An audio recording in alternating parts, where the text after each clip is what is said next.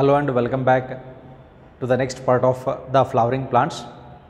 Now in this session we are going to continue the female part, which is called as gynoecium, and in the previous session we came across the male part, which was called as androecium.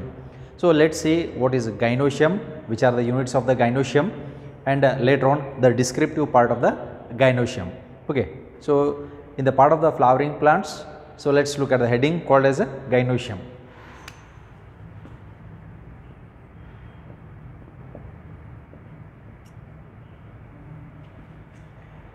Now as we say, gynoecium is the female part of the flower. So this gynoecium, it is the female part of the flower. It is represented by pistil or a carpel. So we use the term, so it is the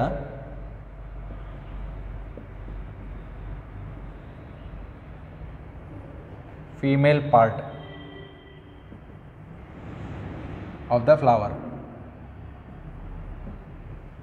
Okay, so it is the female part of the flower that is represented by pistil or a carpel. Then what exactly is that, a pistil or a carpel? Now here carpels are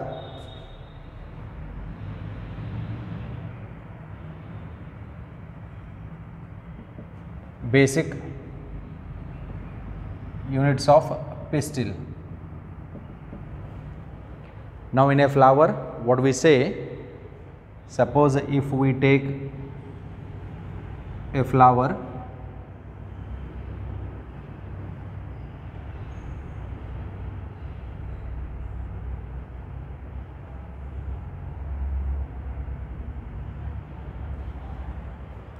this lower part is the thalamus, this is a stalk. Okay, now here we have the pistil or a carpel. ಇದಕ್ಕೆ ನಾವು pistil ಅಥವಾ carpel ಅಂತ ಕರಿತೀವಿ.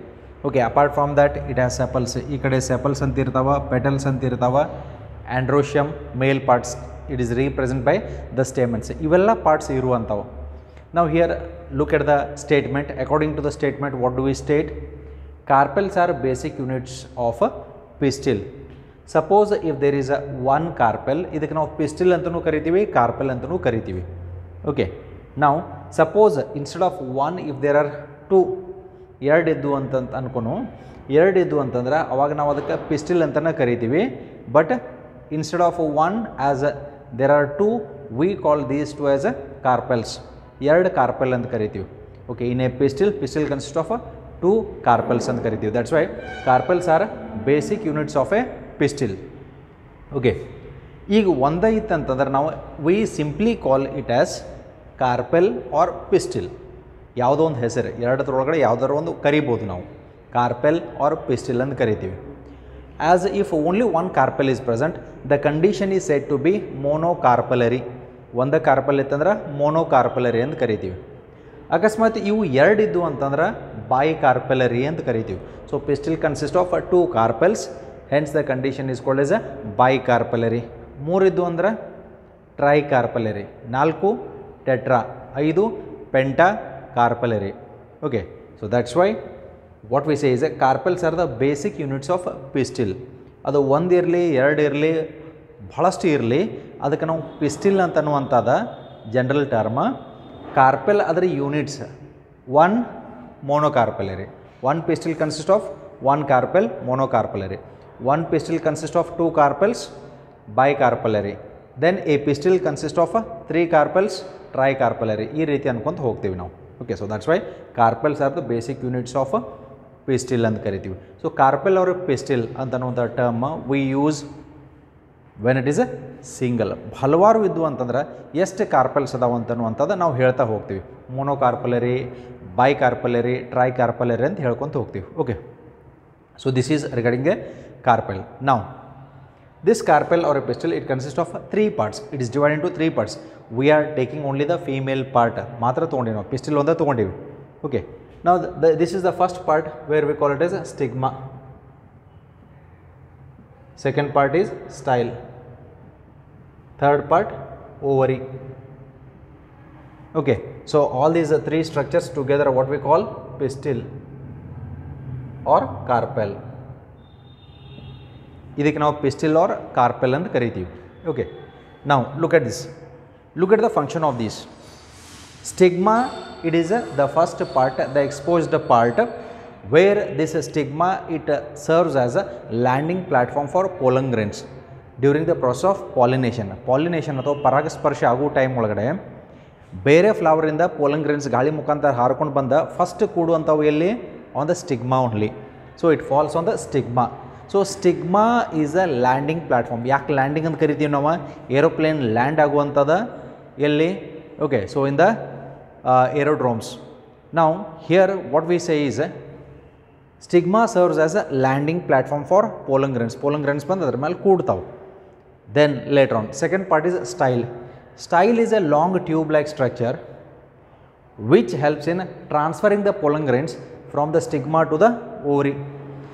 So style, it is just simply a long thread like structure and a tube like structure ಅಂತನೂ ಕರಿತೀವಿ. And this style, what it will do? This style mainly it is mainly involved in transfer of the pollen grains from stigma to the ovary. Then what is the ovary? Ovary is the basal swollen part. ಇದು base ಆಗದ swollen swelling ಅಂತಂದ್ರೆ ಬಾವು ಬಂದಿರುವಂಥದ್ದು bulged part ಅಂತ ಕರಿತೀವಿ, which is bulged like a balloon. So ovary is the basal swollen part of a pistil that consist of, ಹಂಗಿದ್ರೆ ಇವತ್ರ ಒಳಗಡೆ ಇರುವಂಥದ್ದೇನು? So this consist of, ಓರಿ ಒಳಗಡೆ ಇರುವಂಥದ್ದು, it consist of an ovule. This is called as A ovule. ಅದರ ಒಳಗಡೆ ಇರುವಂಥದ್ದು ovule. ನಾವು this ovule it consist of, ಈ ಓವ್ಯೂಲ್ ಒಳಗಡೆ ಇರುವಂಥದ್ದು ಏನು ಅಂತಂದ್ರೆ, here it consist of A structure where we call it as A embryo sack. This is embryo sac. Look at this. This is called as a embryo sac. Now, if we look at the structure of a pistil, pistil consists of 3 parts. 3 part ಅಂತ ಕರಿತೀವಿ. ಆ 3 part ಒಳಗಡೆ first stigma, second style, third one is ovary. Stigma, it serves as a landing platform for pollen grains. Style helps in transferring the pollen grains towards the ovary.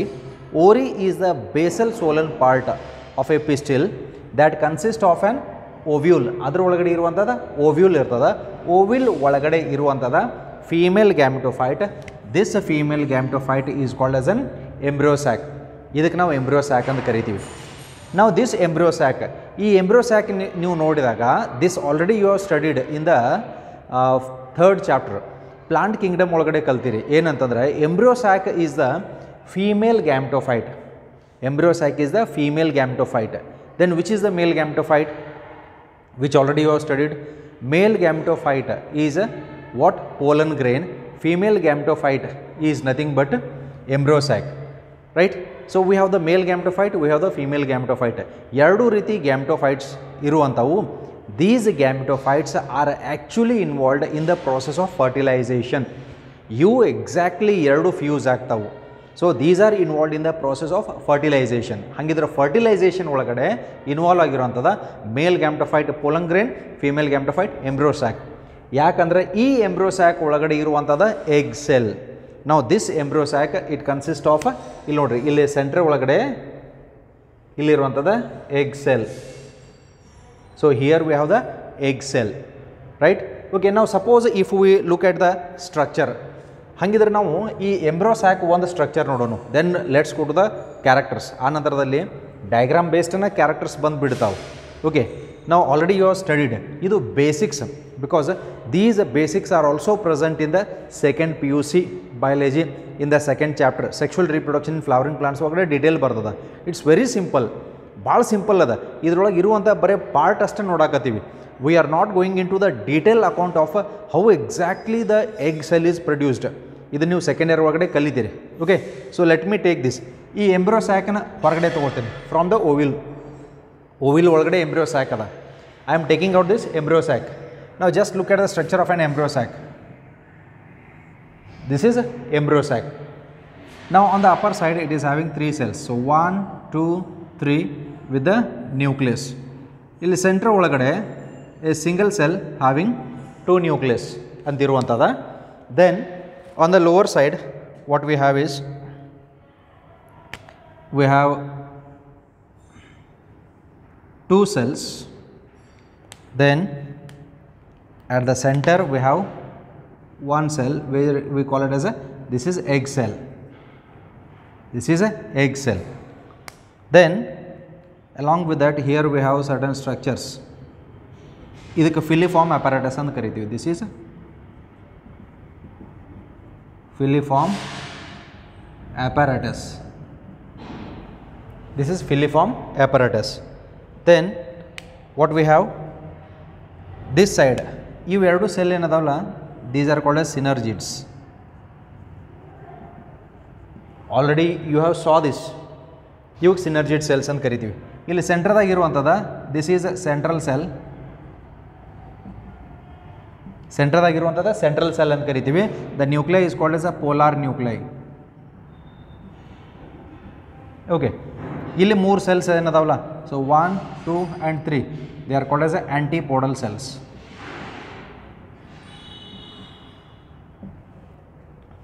Okay, ಇವಕ್ಕೇನಂತ ಕರಿತೀವಿ, antipodal cells, right. Okay, ನಾವು look at this part. ಹಾಗಿದ್ರೆ ಈ cells ಒಳಗಡೆ ಈ embryo ಸಾಕಿದ female gametophyte. ಯಾಕೆ ಇದಕ್ಕೆ ಫೀಮೇಲ್ ಗ್ಯಾಮೆಟೋಫೈಟ್ ಅಂತ ಕರಿತೀವಿ, ಎಗ್ ಸೆಲ್ ಅದ. ಈ ಒಂದು ಎಂಬ್ರಿಯೋ ಸ್ಯಾಕ್ ಅಂತ ನೋಡಿದಾಗ ಈ ರೀತಿ ಸೆಲ್ಸ್ ಇರ್ತಾವೆ. This detail account is there for you in the second year ಒಳಗಡೆ ಡಿಟೇಲ್ ಅಕೌಂಟ್ ಕಲಿತೀರಿ. ಬಟ್ ಫರ್ಟಿಲೈಸೇಷನ್ ಎಲ್ಲಿ ಆಗ್ತೈತಿ ಅನ್ನೋಗೋಸ್ಕರ ಈ ಡಯಾಗ್ರಾಮ್ ನಾನು ನಿಮಗೆ ಕೊಡಕತ್ತೀನಿ. ಓಕೆ, ನಾವು look at this upper side antipodal. So they are very simple, ಭಾಳ ಸಿಂಪಲ್ ಇರುವಂಥವ. Don't get confused with this part.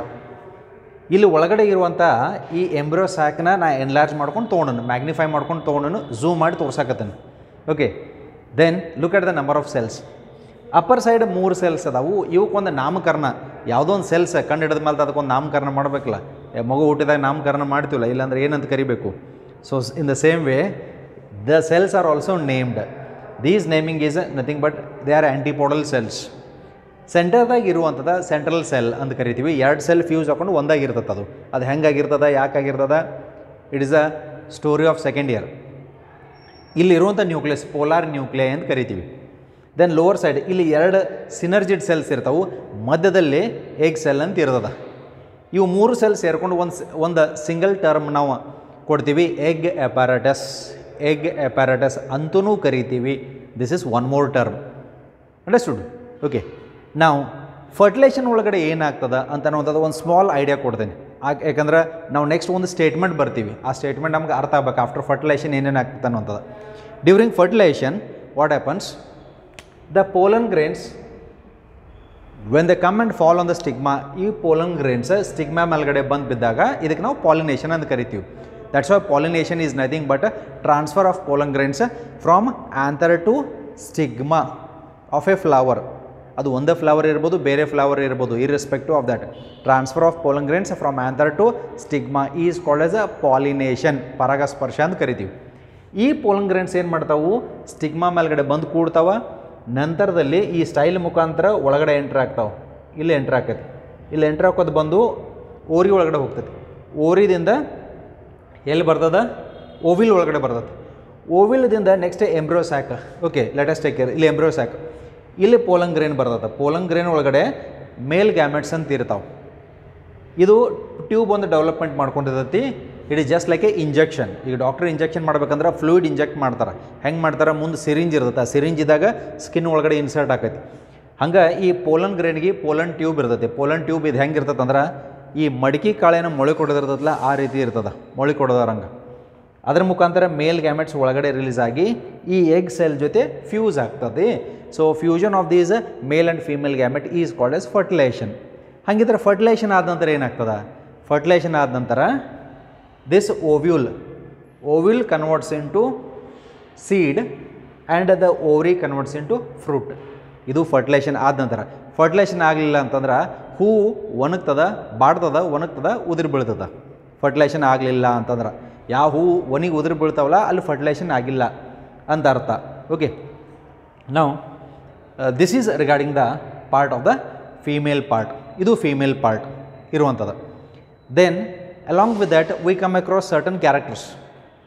Carpel ಒಂದೇ ಇತ್ತು, ಮೋನೋ ಕಾರ್ಪಲ್ ರೀ. 2 ಇದ್ದು ಬಾಯ್ ಕಾರ್ಪಲ್ ರೀ. 3 ಟ್ರೈ ಕಾರ್ಪಲ್ ರೀ. ಭಾಳ ಇದ್ದು ಅಂದ್ರೆ ಪಾಲಿಕಾರ್ಪೆಲರಿ. ಈ ಪಾಲಿಕಾರ್ಪೆಲರಿ ಕಂಡೀಷನ್ ಒಳಗಡೆ ಒಂದಕ್ಕಿಂತ ಜಾಸ್ತಿ ಅದಾವೆ. ಓಕೆ, ಲೆಟಸ್ ಟೇಕ್ 5 ಅದಾವ ಅಂತ ಅನ್ಕೊನು. ಇದಕ್ಕೆ ನಾವು ಪಾಲಿಕಾರ್ಪೆಲರಿ ಅಂತ ಕರೀನು. ಇವು ಕಾರ್ಪೆಲ್ಸ್ ಫ್ರೀ ಇರ್ಬೋದು, ಫ್ಯೂಸ್ ಇರ್ಬೋದು. ಫ್ರೀ ಇರ್ಬೋದು, ಫ್ಯೂಸ್ ಇರ್ಬೋದು. ಫ್ರೀ ಇದ್ದು ಅಂದರೆ ಒಂದು ಟರ್ಮ್ ಯೂಸ್ ಮಾಡ್ತೀವಿ, apocarpous. If they are free, if the carpels are free, it is called as apocarpous. If they are fused, ಒಂದಕ್ಕೊಂದು ಅಟ್ಯಾಚ್ಮೆಂಟ್ ಆಗಿದಾವೆ ಅಂತಂದ್ರೆ we use a term called as syncarpous. ಇದಕ್ಕೆ ನಾವು ಸಿನ್ corpus ಅಂತ ಕರಿತೀವಿ. ಇದನ್ನು definition ನಿಮ್ಗೆ ಕೇಳ್ತಾ ಇರ್ತಾರೋ, how to remember this. If they are free, carpels are free, apocarpous. Free ಅಂತಂದ್ರೆ ಏನು? ದೂರ ದೂರ ಅದಾವೆ, ದೇ ಆರ್ ಅಪಾರ್ಟ್ ಅದಾವೆ, ಅದಕ್ಕೆ ಅಪೋಕಾರ್ಪಸ್. ಫ್ಯೂಸ್, ಇಲ್ಲಿ ನೋಡ್ರಿ, fusion of male and female gamete, fertilization ಅಂತಲೂ ಕರಿತೀವಿ. There is one more alternate term which is called syngamy. ಅದೇ ರೀತಿ if the carpels are free, apart, apocarpous ಅಂತ ಕರಿತೀವಿ. If the carpels are fused, syncarpous. This condition is called syncarpous. Syngamy ಅಂದ್ರೆ fertilization ಕೊಡೋದು. ಹಂಗೆ ಇವೆಲ್ಲ carpals ಕೂಡಿದಾವು, ಅದಕ್ಕೆ ನಾವು ಇದಕ್ಕೆ ಒಂದು ಟರ್ಮ್ ಏನಂತ ಕರಿತೀವಿ? This term is called as what? Syncarpous. Free, apocarpous. Fuse, syncarpous. Apocarpous, syncarpous. Apocarpous, syncarpous. Okay, so this is the condition. ನಾವು let's look at the characters. ಈಗ characters ಬರೋನು. Okay, with the help of the statements. Understood? And the rest of the character is based on this diagram only. ಈ diagram ಒಂದು ನೆನಪಿತ್ತಂದ್ರೆ ಸಾಕು. ಈ diagram ಈ ವರ್ಷ ಏನದ ಮುಂದಿನ ವರ್ಷ ಸೇಮ್ ಇರ್ತದೆ, ಚೇಂಜ್ ಆಗಂಗಿಲ್ಲ. Understood? Okay, the same things are there, same terms are there. ಇವು ಯಾವ ಕಾಲಕ್ಕೆ ಬದಲಾವಣೆ ಆಗಂಗಿಲ್ಲ. ಓಕೆ, ಕೆಲವೊಂದು ಹೊಸ ಸೆಲ್ಸ್ ನಾವು ಡಿಸ್ಕವರ್ ಮಾಡ್ಬೋದು, ಏನಾದರೂ ಹೊಸ ಫಂಕ್ಷನ್ ಇತ್ತಂತಂದ್ರೆ. ಬಟ್ ಹೆಸರಂತೆ ಚೇಂಜ್ ಆಗಂಗಿಲ್ಲ. ಫಾರ್ ಎಕ್ಸಾಂಪಲ್, ನಿಮ್ಗೊಂದು ಎಕ್ಸಾಂಪಲ್ ಹೇಳ್ತೇನೆ. We have heart. ಹಾರ್ಟ್ ಎಷ್ಟು ಚೇಂಬರ್ ಅದ? 4 ಚೇಂಬರ್ ಅದ, ಗೊತ್ತದೆ ನಮಗೆ. ಮುಂದೆ ಒಂದಿನ ಇದು 4 ಚೇಂಬರ್ ಇದ್ದದ್ದು 5 ಚೇಂಬರು 6 ಚೇಂಬರು ಆಗ್ಬೋದು, ನಮ್ಗೆ ಗೊತ್ತಿಲ್ಲ. ಅದು ಆಗುವವರೆಗೂ ನಾವು 4 ಚೇಂಬರ್ ಅಂತಲೇ ಹೇಳ್ಕೊತ ಹೋಗ್ತೀವಿ. ಓಕೆ, ಅವು ಚೇಂಬರ್ಸ್ ಯಾವುವು, ಹಾರ್ಟ್ ಒಳಗಡೆ ಇರುವಂಥ ಸೆಲ್ಸ್ ಯಾವ್ಯಾವ ಅಂತ ಅನ್ನುವಂಥದ್ದು, that detail account is of medical science. Medical ಸೈನ್ಸ್ನಾಗ ನೀವು ಹೋದಾಗ ಈ ಟರ್ಮ್ಸ್ ಕಲಿತೀರಿ. It's not a difficult thing also. ಅವೇನು ದೊಡ್ಡ ವಿಷಯನೂ ಅಲ್ಲ. ಶಬ್ದ ಹೊಸವೇ ಇರ್ತಾವೆ. ಒಂದು ಸಲ ಹೊಸ ಶಬ್ದ ನೀವು ಕಲ್ತ್ರಿ ಅಂತಂದ್ರೆ ಮರಂಗಿಲ್ಲ ಅದ.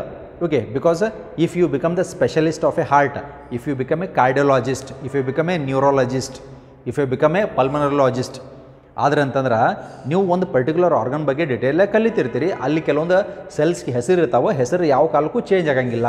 ಹೊಸ ಸೆಲ್ಸ್ ಏನಾದರೂ ಡಿಸ್ಕವರ್ ಆಗಿ ಹೊಸದು ಏನಾದರೂ ಒಂದು ಫಂಕ್ಷನ್ ಮಾಡತ್ತಿತ್ತಂತಂದ್ರೆ ಇದು research field, if you just discover it, ಅದಕ್ಕೊಂದು ಹೊಸ ನೇಮ್ ಕೊಡ್ಬೋದು. ಅದೇ ರೀತಿ ನಾವು ಇಲ್ಲಿ ಏನು ಟರ್ಮ್ಸ್ ಯೂಸ್ ಮಾಡಕತ್ತೀವಿ, these terms do not change from first year, second year. If you go to higher level degree course, ಯಾವುದೋ ಒಂದು ನೀವು ಪ್ರೊಫೆಷ್ನಲ್ ಕೋರ್ಸ್ಗೆ ಹೋದ್ರೂ ಸದ್ಯಕ್ಕೆ ಈ ಬೇಸಿಕ್ ಟರ್ಮ್ಸ್ ಇದ್ದೇ ಇರ್ತಾವೆ, ಕಾಮನ್ ಇದ್ದೇ ಇರ್ತಾವೆ. ಇದ್ರ detail account depth cellular level ಒಳಗಡೆ ನೀವು ಕಲಿತೀರಿ ಅಷ್ಟೇ. Okay, got the difference? It's very easy. ಭಾಳ ಜನ ಅಂತಿರ್ತಾರೆ, ಈ ಟರ್ಮ್ಸ್ ಹೆಂಗೆ ನೆನ್ಪಿಟ್ಕೊಳ್ದ್ರಿ.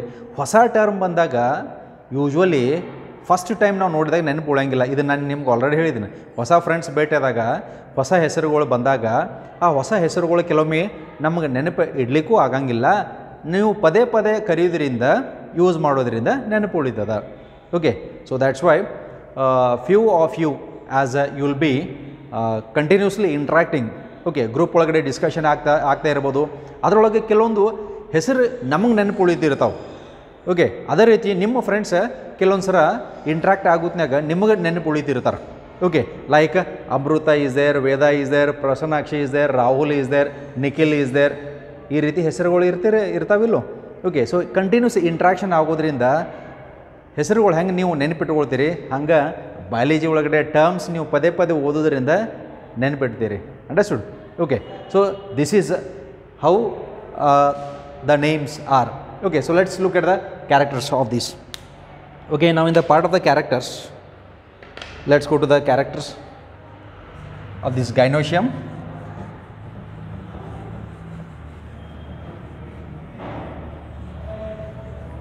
Okay, let us discuss the next character. Next character is this carpel is made up of 3 parts. What are those? Stigma, style, ovary. So these are the 3 parts. Now till now what we discussed, I am writing the same statement. Mat idenu baradri anta kelbadri. Okay, Ramayana keli.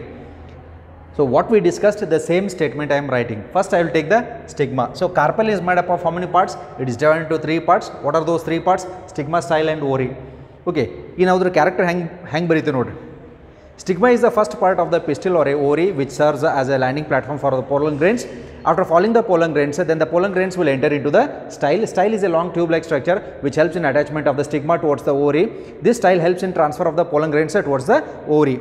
Ovary is the basal swollen structure of the flower, and this basal swollen part, it consists of an ovule that consists of an embryo sac where the process of fertilization occurs. Idana navu illi barayakathivi. Okay. So first one is stigma. Stigma, it serves as landing platform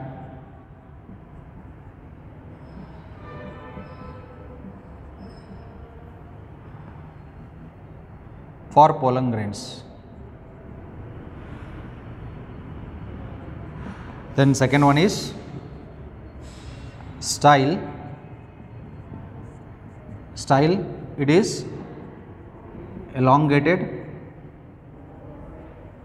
tube-like structure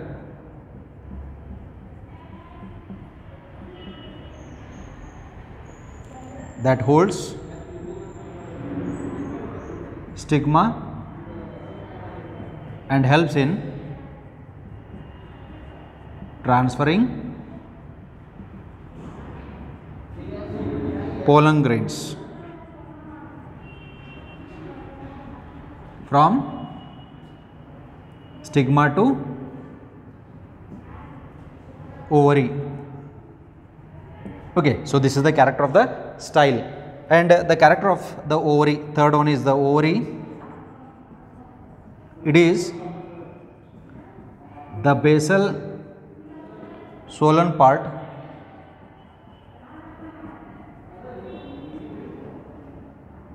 which consists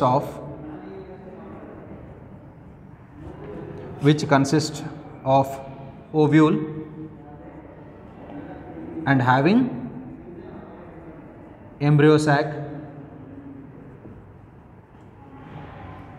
into bracket female gametophyte in it. Okay, so write these characters. So what we discussed regarding the part of the stigma, style and ovary, the same characters are written here, and to finish off the character, just pause the video, write down the character, follow the next part. Okay.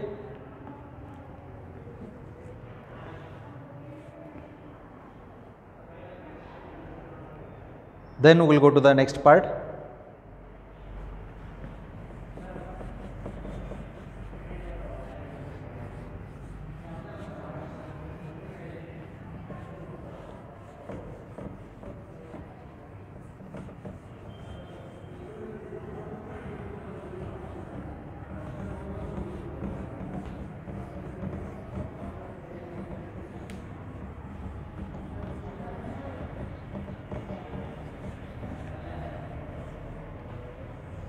Okay, next part is what we say,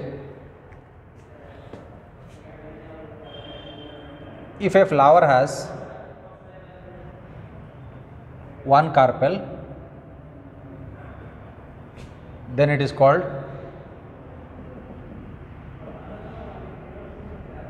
what? Monocarpellary.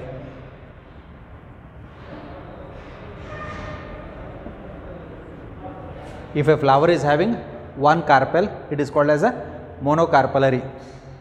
Write the second statement. Second statement ಹೇಳಕತ್ತೀನಿ. If the flower is having two carpels, ಏನಂತ ಕರೀತಾರ? Then it is called as a what? Bicarpellary.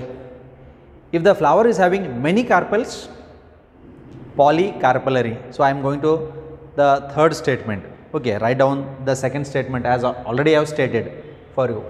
Now, if the flower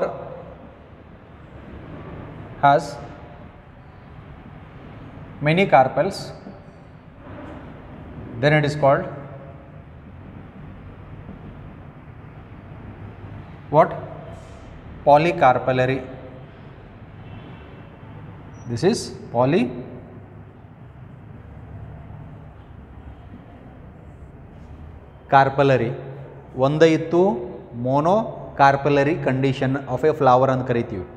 ಎರಡು bicarpellary, tricarpellary, tetracarpellary, pentacarpellary, hexacarpellary, so on.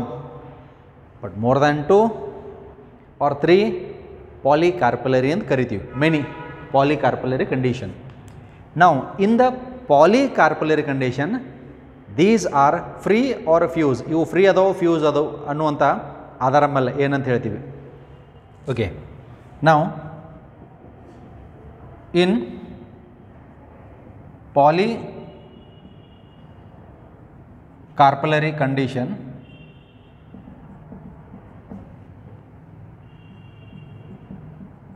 if the carpels are free then it is called as what? Dash. If the carpels are free, carpels free ಅದಾವು apart ಅದಾವು ಇದಕ್ಕೊಂದು term use ಮಾಡ್ತೀವಿ which already I have told you ಏನಂತ ಕರಿತೀವಿ. Apart ಅಂದ್ರೆ apocarpous. Okay, so here if the carpels are free then it is called as apocarpus. Okay, then it is called as apocarpus. And for this apocarpus let us take example of lotus and rose. For this we have an example of lotus and rose. We are taking best examples of the NCERT. Then next one, same part in the polycarpellary condition other statement now continue ಮಾಡಕತ್ತೀವಿ. Okay, so here next one, in polycarpellary condition if the carpels are fused,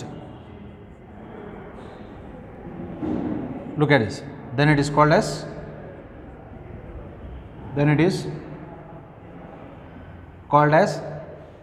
free ಅದಾವು ಅಪಾರ್ಟ ಅಪೋಕಾರ್ಪಸ್, fuse ಅದಾವ ಅಂತಂದ್ರೆ what? ಸಿನ್ಕಾರ್ಪಸ್.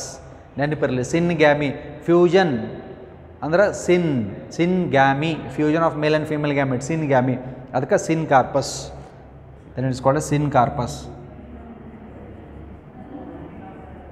Why I am stressing these two is they will be asked for an objective 1 mark level ಒಳಗಡೆ ಕೇಳ್ತಾರ which will appear for your coming test.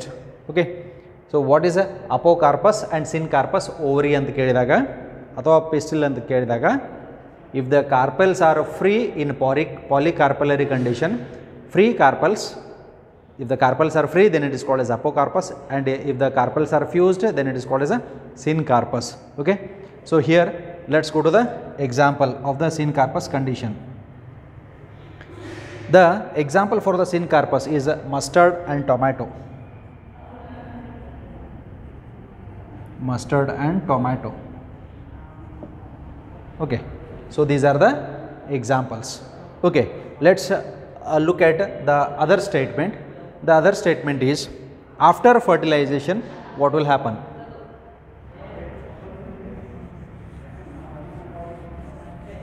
Now what is the condition after fertilization? Fertilization ಆದ ನಂತರ ಏನೇನು convert ಆಗ್ತದ? After fertilisation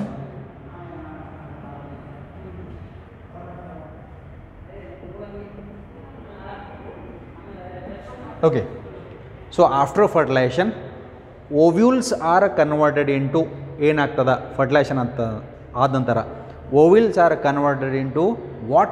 Ovary is converted into what? ಯಾವುದು ಏನೇ convert ಆಗ್ತದ? So after fertilization ovules forms into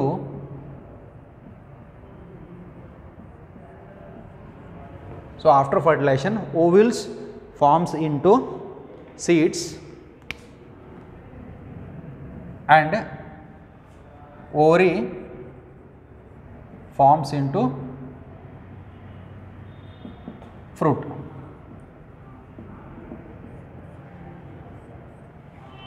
Remember this.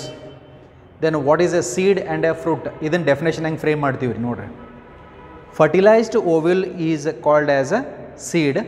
Fertilized ovary is called as a fruit. Fertilized ovule is called as seed. Fertilized ovary is called as a fruit. Okay. So the fruit develops after fertilization. ಅಕಸ್ಮಾತ್ fertilization ಆಗಲ್ದನ fruit ಏನಾದರೂ development ಆಯ್ತು ಅಂತಂದ್ರೆ that type of fruit is called as a parthenocarpic fruit. ಇದಕ್ಕೆ ನಾವು ಪಾರ್ಥಿನೋಕಾರ್ಪಿಕ್ fruits ಅಂತ ಕರಿತೀವಿ. ಅವು ಯಾವಾಗೂ ಸೀಡ್ಲೆಸ್ ಇರ್ತಾವೆ. ಲೈಕ್ ದ ಗ್ರೇಪ್ಸ್ ಒಳಗಡೆ ಸೀಡ್ಸ್ ಇರೋಂಗಿಲ್ಲ, ಅದಕ್ಕಾಗಿ ಅದು ಪಾರ್ಥಿನೋಕಾರ್ಪಿಕ್ ಫ್ರೂಟ್ ಅಂತ ಕರಿತೀವಿ. Okay, so this is regarding the initial part of this. So with this we have a heading called as a placenta. Next ಒಂದು ಹೆಡಿಂಗ್ ಬರ್ತದ ಪ್ಲಾಸೆಂಟಾ ಅಂತ ಅನ್ನುವಂಥದ್ದು. So that detail account will see it soon in few hours. Thank you.